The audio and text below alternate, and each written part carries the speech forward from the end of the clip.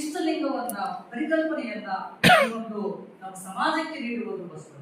ಏನಿದು ಇಷ್ಟಲಿಂಗ ಎನ್ನುವಂತ ನೋಡಿದಾಗ ಈ ಮೂರ್ತಿ ಸ್ವರೂಪದಿಂದ ಹೊರಗಡೆ ಬರಬೇಕು ಎನ್ನುವಂತ ಜನಾಂಗವನ್ನ ಮೇಲೆತ್ತಬೇಕಾದ್ರೆ ಜನರು ಒಂದು ಆಕಾರ ಸ್ವರೂಪವನ್ನ ಕೇಳ್ತಾ ಇದ್ದಾರೆ. ಅದಕ್ಕೆ ಇಷ್ಟಲಿಂಗದ ಪರಿಕಲ್ಪನೆ ನೀಡಿದ್ರು. ಆ ಇಷ್ಟಲಿಂಗದ ಅರ್ಥ ಏನಪ್ಪಾ ಅಂತ ಹೇಳಿದ್ರೆ, ಬಸವಣ್ಣನವರೇ ಹೇಳಿರುವ ಹಾಗೆ ಅರಿವೇ ಗುರು ಎನ್ನುವಂಥದ್ದು ನುಡಿಪಿ ನಮ್ಮೊಳಗಿರ್ತಕ್ಕಂಥ ಜ್ಞಾನವೇ ಲಿಂಗ ಎನ್ನುವಂಥ ಅರಿವಿಗೆ ಲಿಂಗ ಅಂತ.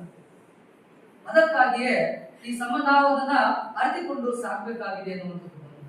ಬಸವಣ್ಣನವರು ಅಂದಿನ ಸಮಾಜದಲ್ಲಿರ್ತಕ್ಕಂಥ ಜಾತಿ ವರ್ಣ ವ್ಯವಸ್ಥೆಯನ್ನ ಮತ್ತು ಪ್ರಾಣಿ ಬಲಿಗಳನ್ನ, ಲಿಂಗ ಅಸಮಾನತೆಗಳನ್ನ, ಅಂಧಾಕಾರಗಳನ್ನ ತೊಡೆದು ಹಾಕುವ ವಚನಗಳ ಮೂಲಕ ಸಮಾಜದ ಆಶಯಕ್ಕೆ ಮುನ್ನುಡಿಯನ್ನು ಬರೆದಿರ್ತಕ್ಕಂಥ ಬಸವಾದಿ ಶರಣರು ಮಠ ಕಟ್ಟಲಿಲ್ಲ, ಗುಡಿ ಕಟ್ಟಲಿಲ್ಲ, ಸಿರಿಗರ ಬಡದವರನ್ನ ಎಚ್ಚರಿಸಿ ಎಲ್ಲರ ಹುಟ್ಟಿನ ಮೂಲ ಒಲೆತನ ಎಂದು ಉದ್ಗರಿಸಿ ಮನಸ್ಸುಗಳ ಕಟ್ಟಿದರು.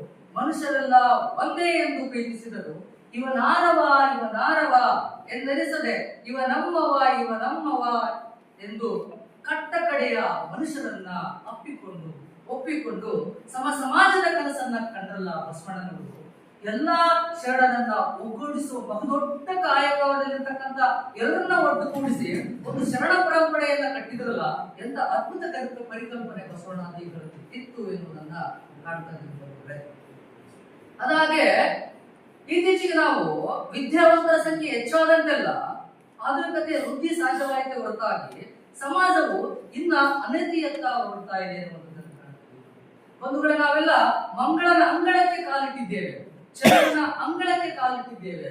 ನಮ್ಮ ಮನಸ್ಸಿನಲ್ಲಿರ್ತಕ್ಕಂಥ ಹೃದಯಾಳದಲ್ಲಿ ಇಳಿದೇ ಇರ್ತಕ್ಕಂಥದ್ದನ್ನು ಕಾಣ್ತಾ ಇದ್ದೀವಿ. ಮಾನವೀಯತೆ ಮರೆತಿರ್ತಕ್ಕಂಥ ಪ್ರಪಂಚದಲ್ಲಿ ನಾವೊಂದು ಕಾಣ್ತಾ ಇದ್ದೀವಿ. ಬಂಧುಗಳೇ, ಉತ್ತರ ಪ್ರದೇಶದಲ್ಲಿ ಒಂದು ಘಟನೆಯನ್ನ ನೆನಪಿಸ್ತಾ ಇದ್ದೀನಿ. ಅಲ್ಲಿ ಕೋಳಿಯನ್ನ ಸಾಕುವಂತ ಒಂದು ಉದ್ಯಮದಾರ ಒಂದೆರಡು ಆಡುಗಳನ್ನ ಇಟ್ಟಿರ್ತಾನೆ. ಆ ಕೋಳಿಗಳಿಗೆ ಹಾಕುವುದಕ್ಕೆ ಗೋಧಿಯನ್ನ ಇಟ್ಟಿರ್ತಾನೆ. ಆ ಗೋಧಿಯನ್ನ ಆ ಕಾರ್ಮಿಕರು ಮನೆಗೆ ಒಯ್ದಿದ್ದಾರೆ ಅಂತ ತಿಳ್ಕೊಂಡು ಆ ಇಬ್ಬರು ಕಾರ್ಮಿಕರನ್ನ ಕಂಬಕ್ಕೆ ಕಟ್ಟಿ ಒಡೆದು ತಳಿಸಿರುವಂತ ಅಮಾನವೀಯ ಘಟನೆ ವರದಿಯಾಗಿರ್ತಕ್ಕಂಥ.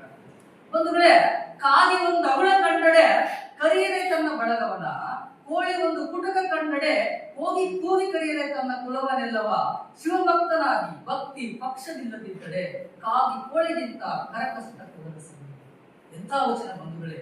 ನಾವು ಕಾಗಿ ಕೋಳಿಗಳಿಗಿಂತಲೂ ಮಾನವೀಯತೆ ಹೀನರಾಗಿ ಬದುಕನ್ನ ಕಟ್ಕೊಳ್ತಾ ಇದೀವಲ್ಲ, ಎಂತ ಸಮಾಜದ ಮಧ್ಯೆ ನಾವಿದ್ದೀವಿ ಬಂಧುಗಳು. ಈ ಬಸವಾದಿ ಕೇಂದ್ರಗಳಲ್ಲಿ ನಾವೆಲ್ಲ ಬಂದು ಒಳ್ಳೆಯ ವಿಚಾರಗಳನ್ನ ನಾವಿಲ್ಲಿ ಪಡ್ತಕ್ಕಂಥ ಸನ್ನಿವೇಶವನ್ನ ನೋಡಿದ್ರೆ ಬಹಳ ಸಂತೋಷವಾಗ್ತದೆ. ಒಂದು ಕಡೆಗೆ ವಿರುದ್ಧ ಮುಖದಲ್ಲಿ ನಡೆದಿರುವಂತ ಒಂದು ಸಮಾಜ, ಸ್ವಸ್ಥ ಸಮಾಜವನ್ನ ನಿರ್ಮಾಣ ಆಗ್ಬೇಕು ಅಂತ ಉದ್ದೇಶ ಇಟ್ಕೊಂಡು ಬಂದಿರ್ತಕ್ಕಂಥ ತಾವುಗಳಾದಿಯ ಬಹಳ ಸಂತೋಷದಾಯಕ ವಿಚಾರವಾಗಿದೆ. ಒಂದು ಕಡೆ ಇಂಥ ಒಂದು ಸಮಾಜವನ್ನ ಮೇಲೆತ್ತುವಂತ ಕೆಲಸವನ್ನ ಬಸವಾದಿ ಶರಣರು ಮಾಡಿದ್ರಲ್ಲ, ಎಂತ ಪರಂಪರೆಯನ್ನ ಕಟ್ಟಿಕೊಂಡು ಬಸವಾದಿ ಶರಣರ ಕಟ್ಟಿರ್ತಕ್ಕಂಥ ಕೊಟ್ಟಿರುವಂತ 3 ಮಂತ್ರಗಳನ್ನು ಯಾವಾಗಲೂ ನಾವು ಬಹಳ ನಿಷ್ಠೆಯಿಂದ ನಮ್ಮ ಜೀವನದಲ್ಲಿ ಪರಿಪಾಲಿಸಿದ್ದೆ ಆದರೆ ಸ್ವಸ್ಥ ಸಮಾಜ ತನ್ನಿಂದ ತಾನೇ ನಿರ್ಮಾಣವಾಗ್ತದೆ. ಒಂದು ವೇಳೆ ಆ 3 ಮಂತ್ರಗಳು ಯಾವಂದ್ರೆ ಕಾಯಕ, ಪ್ರಸಾದ, ದಾಸೋಹ. ಕಾಯಕ ಅಂದ್ರೆ ಏನು? ಸತ್ಯ, ನ್ಯಾಯ, ನಿಷ್ಠೆಯಿಂದ ತನ್ನ ಕೆಲಸವನ್ನ ಕಾರ್ಯವನ್ನ ಮಾಡುವಂತ ಒಂದು ವ್ಯವಸ್ಥೆಯನ್ನು ಇವತ್ತು ನಾವು ದಿನದ ಅನ್ನವನ್ನ ಉಣ್ಣುವಾಗ ಇದು ಪರರ ಬೆವರಿನ ಫಲವು, ನನ್ನ ಬೆವರಿನ ಫಲವು. ಇನ್ನೊಬ್ಬರನ್ನ ಕಣ್ಣೀರನ್ನ ಸುರಿಸಿ ಇನ್ನೊಂದು ಮನೆಯ ಘಾತಕವ ಮಾಡಿ ಪಡೆದಿರ್ತಕ್ಕಂಥ ಅನ್ನದ ಮೂಲವು ನನ್ನ ನ್ಯಾಯ ನಿಷ್ಠತೆ ಮಾರ್ಗದ ಅನ್ನದ ಮೂಲವು ಎಂದು ಅರಿತು ನಡೆಯುವಂತ ಇಂಥ ಕಾಯಕ ಪ್ರಜ್ಞೆಯನ್ನ, ಕಾಯಕವ ಕೈಲಾಸ, ಎಲ್ಲಿ ಕೈಲಾಸ ಇದೆ ಅಂತ ಹೇಳಿದ್ರೆ ಸ್ವಚ್ಛ ಶುದ್ಧ ಮನಸ್ಸಿನಿಂದ ಮಾಡುವ ಕಾಯಕದಲ್ಲಿ ನಮಗೆ ತೃಪ್ತಿ ಇದೆ ಎನ್ನುವಂಥದ್ದನ್ನ, ಕೈಲಾಸ ಇದೆ ಎನ್ನುವಂಥದ್ದನ್ನ ಬಸವಾದಿ ಶರಣರು ಪ್ರಸಾದ ಎನ್ನುವಂತ ಪರಿಕಲ್ಪನೆ.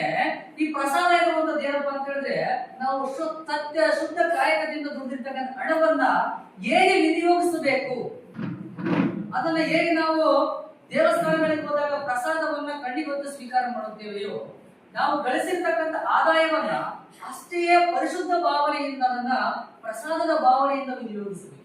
ಆಗ 12ನೇ ಶತಮಾನದಲ್ಲಿ ಈ ಪ್ರಸಾದ ಭಾವನೆಯಿಂದ ಎಲ್ಲ ಕಾಯಕ ಶರಣರು ತಮ್ಮ ಕಾಯಕದಲ್ಲಿ ತೊಡಗಿ ಪ್ರಸಾದ ಭಾವನೆಯಿಂದ ಆದಾಯವನ್ನ ಸದ್ವಿನಿಯೋಗ ಮಾಡಿಕೊಳ್ಳೋದು. ಯಾವ್ದು ದುಶ್ಚಟಗಳಿಗೆ, ಮದುವೆಗಳಿಗೆ ಬೆಳಕಾಗದೆ ಬೆಳೆಸಿಕೊಂಡ್ರಲ್ಲ, ಅದರಿಂದ ಉಳಿತಾಯ ಆಯಿತು. ಆ ಉಳಿತಾಯ ಆಗಿರ್ತಕ್ಕಂಥದ್ದನ್ನ ದಾಸೋಹ ಪ್ರಜ್ಞೆಯಾಗಿ ಜಾಗೃತಿ ಆಯಿತು. ಯಾಕಂತ ಹೇಳಿದ್ರೆ ನಂತರ ದಿನದಲ್ಲಿ ಅವರಿಗೆ ಕಾಯಕತೆ ಸಿಗಲಿಲ್ಲ ಅಂತ ಹೇಳಿದ್ರೆ ಅವ್ರಿಗೆ ಏನಾಗ್ತದೆ ಅಂತ ಹೇಳಿದ್ರೆ ಅದರಿಂದ ಆದಾಯ ಬರೋದಿಲ್ಲ, ಉಪವಾಸ ಇರಬಾರದು ಎನ್ನುವಂತ ಉದ್ದೇಶದಿಂದ ದಾಸೋಹ ಪ್ರಜ್ಞೆ ಜಾಗೃತವಾಯಿತು. ಈ ಎಲ್ಲ 3 ಪರಿಕಲ್ಪನೆಗಳಿಂದ ಒಂದು ಕ್ರಾಂತಿಯ ಸೃಷ್ಟಿಯಾಯಿತು. ಇದು ಪಟ್ಟಭದ್ರ ಹಿತಾಸಕ್ತಿಯ ಜನರ ಕಣ್ಣನ್ನು ಚುಚ್ಚಿತು. ಸಮಾಜ ನಿರ್ಮಾಣ ಆಗುವ ನಿಟ್ಟಿನಲ್ಲಿ ಸಮಾಜ ಹೆಜ್ಜೆಯಾಗ್ತಾ ಇತ್ತು. ಇದನ್ನ ಒಂದು ವರ್ಗ ಖಂಡಿಸ್ತಲೇ ಬಂತು ಎಂದು ಅದು ಮುಂದೆ ಆ ಅರಸನ ಕಿವಿಯಲ್ಲಿ ಬೇರೆ ರೀತಿಯ ವಿಚಾರಗಳು ಮುಟ್ಟಿ ಕಲ್ಯಾಣದಲ್ಲಿ ಬಹುದೊಡ್ಡ ಕ್ರಾಂತಿ ಆಯಿತು ಎನ್ನುವಂಥದ್ದು. ಆ ಬಹುದೊಡ್ಡ ಕ್ರಾಂತಿಯಾಗಿರ್ತಕ್ಕಂಥ ವಚನಗಳ ಸಾರಗಳು 4 ದಿಕ್ಕಿಗೆ ಕಟ್ಟುಗಳು ದಿಕ್ಕುಪಾಲಾದಾಗ ಅದನ್ನು ಒಗ್ಗೂಡಿಸಿರ್ತಕ್ಕಂಥ ಮಹಾನ್ ಚೇತನ ಸ್ವಾಮಿಗಳು ಪುಣ್ಯ ಸ್ಮರಣೆಯ ದಿನದಂದು ನಮ್ಮನ್ನೆಲ್ಲ ಕರೆಸಿ ಸ್ವಸ್ಥ ಸಮಾಜ ನಿರ್ಮಾಣಕ್ಕಾಗಿ ನಾವೆಲ್ಲರೂ ಸೇರಿದ್ದೇವೆ. ಬಂಧುಗಳಿಗೆ ಮತ್ತೊಂದು ಪ್ರಾರ್ಥನೆ, ನಮ್ಮ ಮನೆಯಿಂದಲೇ ನಮ್ಮ ಬದಲಾವಣೆಗಳು ಸ್ಟಾರ್ಟ್ ಆಗಿ ನಮ್ಮ ಮಕ್ಕಳನ್ನ ಕರೆತರುವ ಪ್ರಯತ್ನವನ್ನ ನಾವು ಎಲ್ಲರೂ ಮಾಡೋಣ ಎನ್ನುವಂತ ನನಗೆ ಅವಕಾಶವನ್ನು ನೀಡಿದ ತಮ್ಮೆಲ್ಲರಿಗೂ ಮತ್ತೊಮ್ಮೆ